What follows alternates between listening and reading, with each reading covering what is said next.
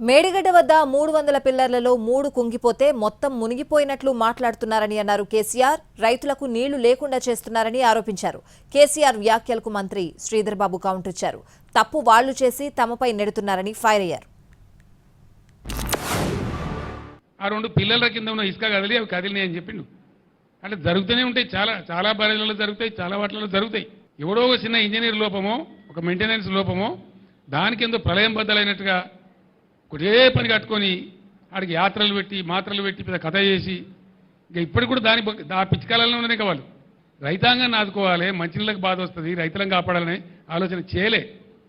వృధాగా పారే నీళ్లను ఒక చిల్లర కుట్ర మనసులో పెట్టుకొని వదిలిపెట్టింది కాబట్టి పోయింది. బ్యారేజ్కు సంబంధించి ఒక 2 పిల్లర్లు కృంగిపోతే బ్యారేజ్లో నిల్వ ఉన్న నీళ్లన్నీ మొత్తం యావత్ బ్యారేజీలకే ప్రమాదమని చెప్పింది మేము కాదండి, కాంగ్రెస్ పార్టీ చెప్పలే. అప్పుడు ప్రభుత్వం వారిది ఉంది, అక్కడ కేంద్ర ప్రభుత్వం బీజేపీ వారిది ఉంది. కేంద్ర ప్రభుత్వానికి సంబంధించిన నిపుణులు ఈ రాష్ట్ర ప్రభుత్వానికి సంబంధించిన వీర అధికారులే నిర్ణయం తీసుకొని నీరు ఉండొద్దు, నీటి నిలువ ఉండొద్దని ఆలోచన చేసి నిర్ణయం చేయడం జరిగింది.